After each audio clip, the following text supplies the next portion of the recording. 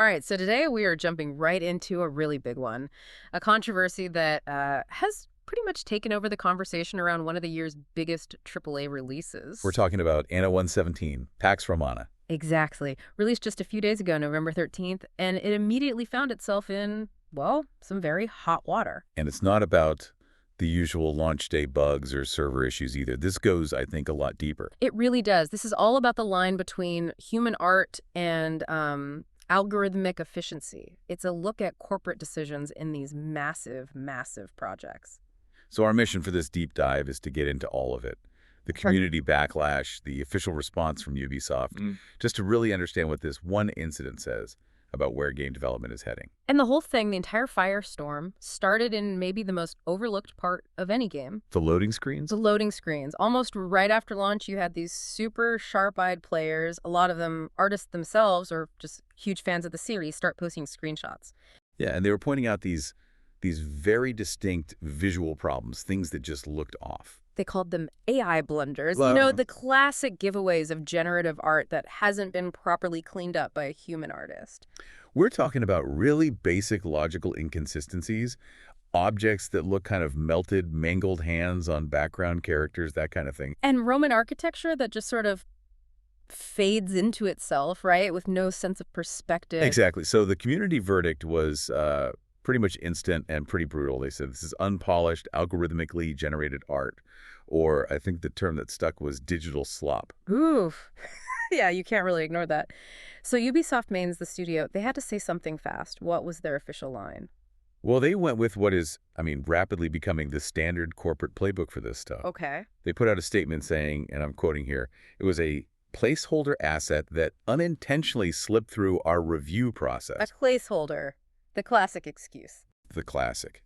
And they promised that the real, final, human-made art would be patched in with the 1.3 update. But wait, in that same statement, they also kind of admitted to using AI, didn't they? For like prototyping and brainstorming. They did, which is what makes this so interesting. They tried to be a little transparent, but it just made people more suspicious. Why, though? Why did the community just immediately assume it was a lie instead of, a genuine mistake in their quality control? I think it's that word, placeholder. Mm. The second you use that word, it sounds like a cover-up. It suggests you knew it was bad and you were just hoping nobody would notice. Right. If it was really a placeholder, what's it doing in the final game, the one people just paid $90 for? Precisely. And then the PR statement itself came under fire. They tried to smooth things over, saying, this is their most ambitious Anno yet with the largest team of artists ever for the franchise. But then came the big but. The big but, that their huge team of artists uses AI tools for iterations, prototyping, and exploration. That specific list of three things, iterations, prototyping, exploration, that's what really set people off, wasn't it? It really was. So many users pointed out that large language models like ChatGPT often default to listing things in threes like that. So people started saying the PR response itself was probably written by an AI. Which just adds another layer of corporate insincerity to the whole thing. It's not just in the game, it's in the apology for the game. Wow. So that huge trust deficit meant that when they actually tried to fix it, everyone was watching them under a microscope. Oh, absolutely. When people looked at the updated art or other art they found in the game files that was supposedly the final version, they weren't convinced. It wasn't a real replacement. Not at all. The consensus was that it looked like a quick patch job. Like they just took the original AI image and had an artist quickly paint over or blur the most obvious mistakes. Just a cosmetic fix to try and make the PR crisis go away. But the underlying problems were still there. And this is where the community really went to town on the details. We should get into the specifics because some of them are just absurd, even in the so-called corrected art. Okay, so take the Roman banquet scene. People pointed out these chandeliers that seemed to just hang in space, defying gravity. And the food, right, the food was a big one. A huge one. One person described a platter with a raw chunk of beef with either greenish potatoes. Not exactly authentic Roman cuisine. Definitely not. And I saw another comment about grapes that were, like, impossibly huge. Right, they were painted by an algorithm that's only seen a cartoon of a grape. And it wasn't just the banquet. Other screens had buildings just nonsensically fading into each other. It shows a complete lack of understanding of the source material. And that's the key. That failure, even in the fixed art, proved to the community that the problem was deep. It undermined their whole claim about the team's craft, artistry, and creative vision. Which leads us right to the next big issue here. Yeah. The standard the Anno series had already set for itself. This wasn't just any franchise. No, not at all. For longtime fans, especially people who loved the last game, Anno 1800, the art was a massive part of the appeal. The loading screens in Anno 1800 were apparently gorgeous. People were holding them up as like the gold standard. Rich, detailed, full of storytelling. So when you put the Anno 117 art next to that, I mean, the comparison was just brutal. People called it cheap-looking, boring AI art. And soulless. That word came up again and again. And the reason for it being soulless, that's not just about technical glitches, is it? No, it's about narrative. As one user put it so well, AI does not understand visual storytelling. An algorithm can mash pixels together to look like a Roman villa, but it can't embed history or a mood into the image like a human artist can. Which brings us to the really big ethical fight at the center of this. And we have to be fair here, because the sources we're looking at are completely split. Deeply split. On one side, you have the very, very strong anti-AI camp. For them, this is just stolen work, plain and simple. Yeah, they argue the AI models are trained on data that was scraped from artists without their consent, so the output is tainted. It's digital slop. It represents a business model that's just about making art to make money, not the other way around. And that position was so strong that people were actually demanding refunds for their $90 gold editions. Okay, so what's the other side of the argument, the Pro Tool perspective? The other side argues that this is, well, it's just progress. AI is a new tool for efficiency, and it's no different than when artists switched from, say, a physical brush to Photoshop. Or using a chainsaw when you use an axe, as one comment put it. Right.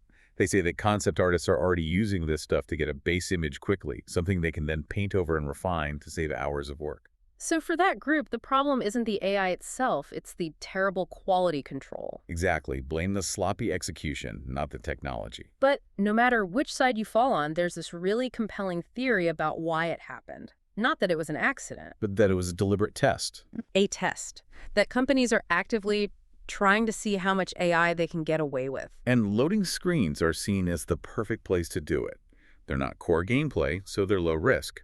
A perfect place to test the waters for cost-cutting. This is where the story takes a really ironic turn, though, when you look at the funding. German government funding. Yeah, this is a bad look. So Ubisoft Mainz apparently got 6 million euros from the German government. For culture? For culture and art. So the community immediately put two and two together. You take millions in public funds to support culture, and then you turn around and allegedly use cheap AI to avoid paying artists for that very culture. It creates this awful narrative where taxpayer money meant for artists is basically just being absorbed as corporate profit because an algorithm replaced them.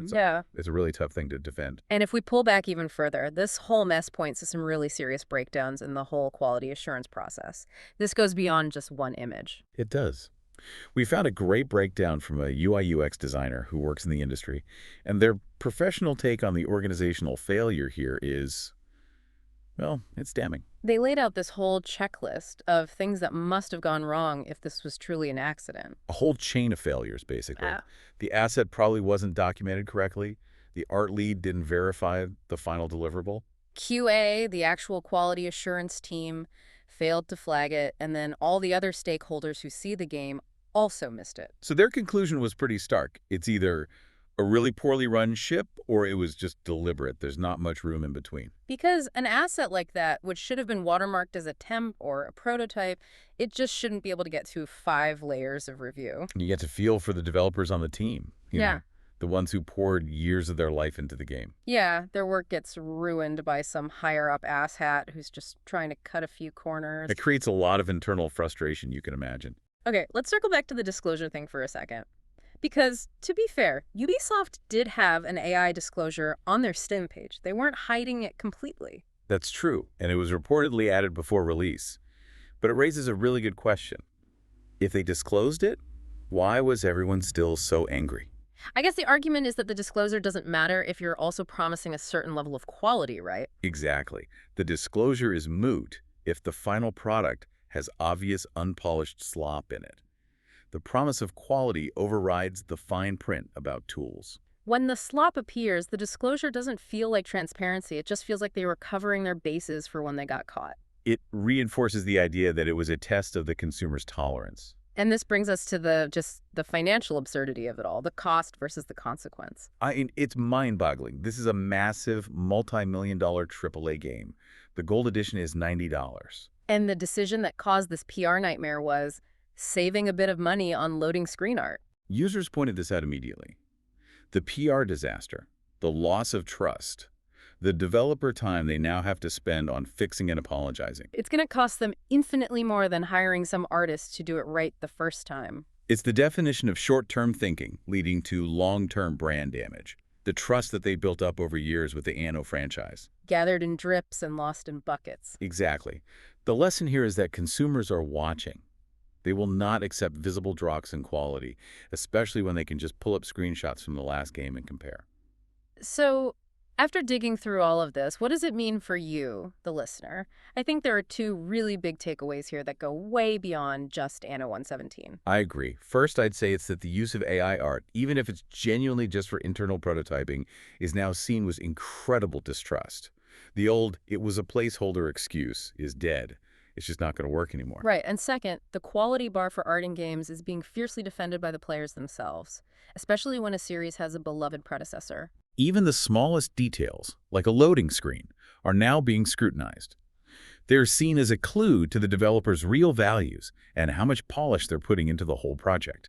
This one incident shows how quickly you can destroy years of consumer trust the moment you seem to prioritize an algorithm over artistry. Which leaves us with a final thought for you to chew on. If the whole point of using AI in game development is to be more efficient, to save time and money for the corporation, then what metrics should we as consumers demand to make sure that saving translates into a better game for us? How do we ensure it leads to a more polished final product and not just, higher profits and cheaper assets for the company? That is the big question. It's the value equation that every single studio is going to have to answer now. If they don't, they risk losing their audience for good.